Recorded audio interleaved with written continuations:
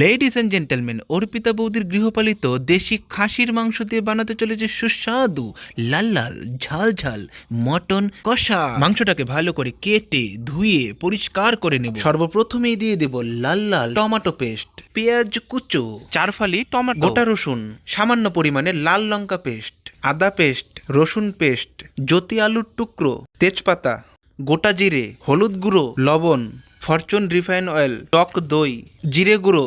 এবার মটনের সাথে সমস্ত কিছু ম্যারিনেট করে নেব। কড়াইতে সামান্য পরিমাণে তেল গরম করে নেব। ম্যারিনেট করা মটন এখন ঢেলে দেব।